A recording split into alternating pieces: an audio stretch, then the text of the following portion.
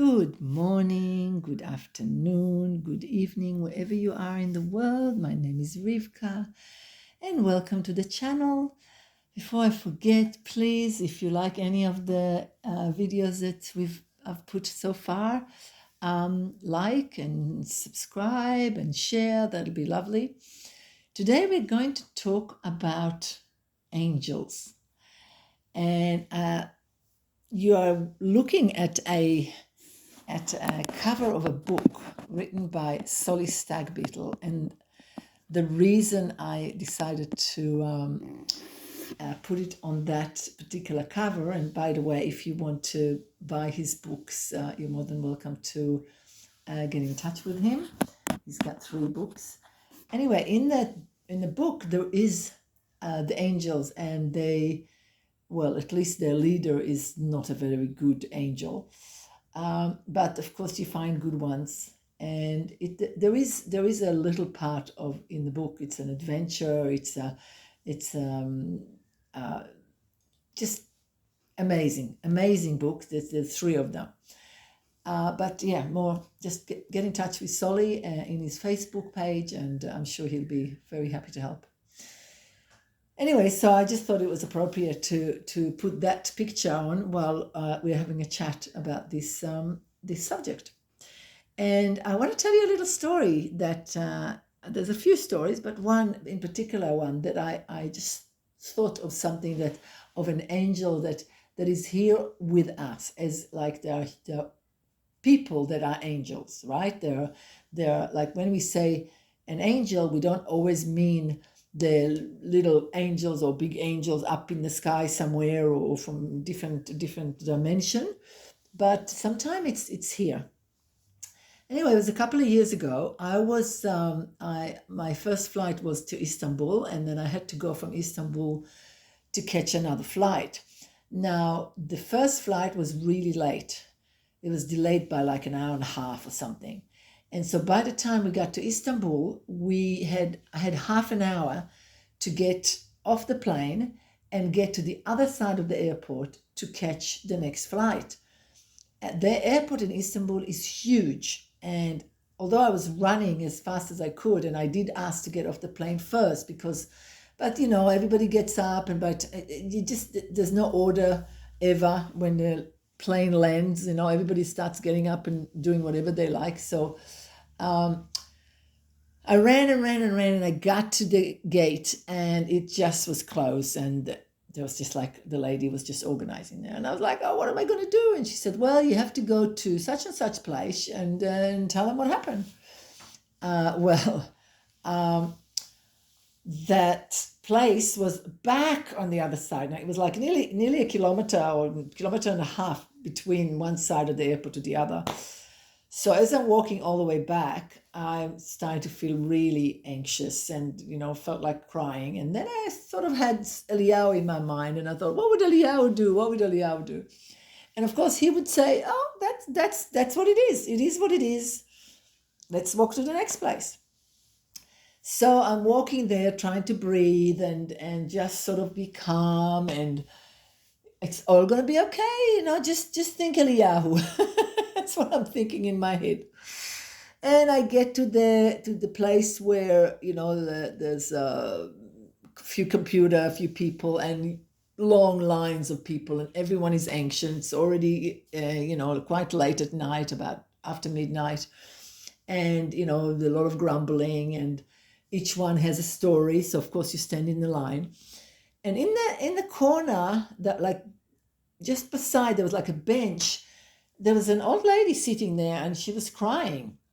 And in front of me, about a third or fourth person in front of me, I was, looking, and I heard the guy saying to the receptionist, there's a male receptionist, why is this lady crying? And he told him, she missed her flight and she doesn't have enough money to buy the next plane or whatever.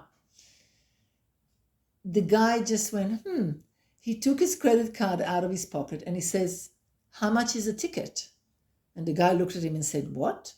How much is the ticket for her? Like, what is she missing? And he told him, I think 150 euro or something. And he said, okay, we'll buy her a ticket. The guy looked at him like, what? And he said, just buy him a ticket. So he said to him, oh, I'll get you a cheaper one. I can get you one for whatever it was, 95 or something like this. And the guy said, it's okay, whatever it is, just buy a ticket. And I said out loud, hey, everybody, you realizing that we have an angel among us? And he turned around, he said, I'm no angel. I said, you are an angel. And he said, no, I'm not. What if it was my grandmother? And in my mind, I thought, if it was your grandmother, she would never be in that situation. Like your grandmother would never be in that situation. You would make sure of that. So you are just an angel.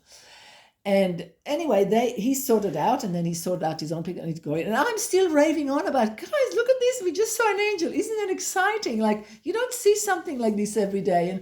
And people started talking and all this, and I didn't even get to the line to actually talk to the guy. One of the other ladies said, "We are really sorry. This area is closed. I will take you to the next place." And people were like, "What? What's going on?" And I said, hey, this is amazing. We just saw an angel. We know everything is going to be all right. We are all blessed by this thing. Let's sing and dance behind this lady. She'll take us wherever she'll take us, and everything will be okay. And people are looking at me like I'm a complete nutter. But, some are grumbling, some are sort of smiling, some of this. And I'm sort of clapping my hands and come on, guys, we are walking, following this lady. And she's taking us through this maze of area and getting to the next place. And I'm still raving on about this angel. And when I'm getting finally to the line, to my thing to tell them, the first thing I said to the lady that was about to help me with my ticket, I said, did you hear about the angel?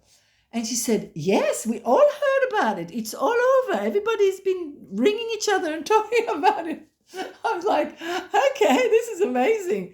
The whole airport in all the different places were talking to each other about this angel. And I said to her, okay, well, can you help me? And she said, yeah, no worries. It was like seriously, it was crazy. From a grumbling, anxiety-filled place, the whole place was like full of light. It was amazing. And I got my ticket fixed. They gave me like a day and a half in Istanbul with a full, I think I had breakfast and lunch and a bus over to the airport and a bus back, and very nice room. And the lady beside me gave me her phone so I can ring my son and tell him I'll be late. Everything was, worked out. This thing stayed with me for a long time. I was like, that was, like just out of the blue. It was amazing. And I then started to think more about other times in my life where I met angels that are in human form. I had a story in Mexico. I was sort of stuck between a couple of towns, and I had my money in a bank and I couldn't get it out. And something very special happened when I was only 19. I was getting really anxious. They didn't understand what I want. And suddenly I hear beside me someone very, very gentle just going, may I help you? And I'm looking around, and there is this really nice man. And of course he helped me because he could speak that particular language, and it was Spanish, but they spoke it a little bit different. They couldn't understand my accent or something. It was really... And I had a few times in my life when I met what I say is an angel, and I wonder for you guys as well, like try and think, because I'm sure we all meet them at some stage in our life. They wander around the world being completely normal, but just appear at the right time for the right person and just help. And if we notice it, we acknowledge it, then we are bringing even more light into the world by our acknowledgement, because you have to remember that our awareness, our awakening, our ability to acknowledge something and to be thankful for it it's like each one of us, when we do that, it lights up a huge amount. So that experience in the airport, where eventually, like the whole airport from every different places were talking about that angel, and they are all instead of being anxious and tired and grumbly, and which is what happens at 2 o'clock in the morning, before midnight or whatever, when people are all anxious because this lost his ticket and this one, the flight was late and whatever.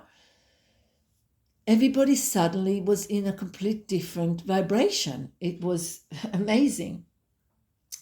Now, my own experience of angels was I've also met an angel, as in appearing in front of me. But it was not the same. It was my own private, and nobody else saw it.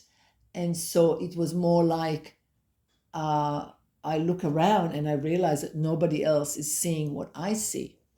So that's your private, I suppose, session. But when you see it as something that happens where other people are involved or somebody else around, and you voice it, or like the amount of light and amount of heightness of vibration that happens is that much more. Anyway, so I was really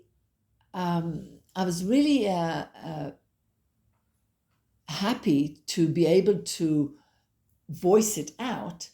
And as the years go by, I look around and myself try to see if there's a possibility for me to be the angel for someone else. I don't think it's the same, because I think those particular people, or at least this guy, I'm sure, was like an angel in incarnation or something. But I think each and every one of us, when we do a kindness, if someone needs help for something, if you see someone in the shop that has a heavy something heavy, and you just say, oh, can I help you? Where's your car? Or you've got I don't know, maybe in your house there's a few little items that you don't need anymore that are very pretty, and one day you're feeling a little bit downcasted or just upset about something, and you just think, I'll go for a little drive, and you go in the town, and you give a few presents to people. Here's a present for you, and you realize how much light and happiness you create around by doing that. If you feel like, if you heard something terrible on the news, or something happened in the world, and like you really want to be able to help in some way, and you don't have the ability to now go there and I don't know, do the fighting for it, or save a whole heap of people, or what you can do is raise the vibration around you. And to do that, all you have to do is something kind, something something that is making the world a better place. And it can be a tiny little thing. It virtually can be a very small thing. Everybody can do it. There is virtually each and every one of us is able to change and become an angel, even if for a moment. And that makes a huge, huge difference. Anyway, that's virtually what I wanted to talk about today. I felt that it was very, very important, and it was nice to tell that story again and voice it up and remember it again, how amazing that experience was. And I'd like to sort of think that maybe that's something we can all do sometime. So I'm going to finish this little talk by just saying, take a deep breath, and wherever you are, just relax for a minute. Roll your shoulders up a bit, maybe lift them up and drop them down, and try and take all the air out and breathe through your nose. And just see that light, that kindness. Give it smell, give it sound, give it color, give it texture. See what comes into your mind. See if you have a memory or a thought or a story that comes up. Try and relive it. And then as you breathe, try and see how it feels in your whole body, from toes to head and more, your aura. See how it makes you feel. See if you can shine that much more for that memory. And then send it out into the universe, out into the world, out to your neighbors and your friends and people that you don't know. Send that light, that beauty of that memory out there to shine more, to raise the vibration more. And say, I am the light. I'm the love. Out here, out and in and out.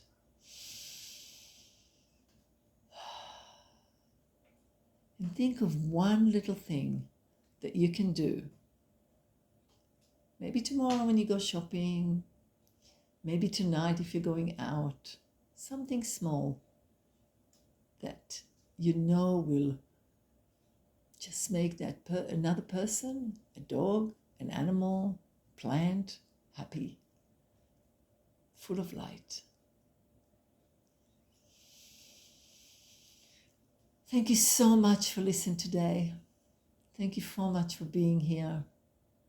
I hope it helps. I hope it gives you a smile, a joy, and we'll talk soon. Bye for now.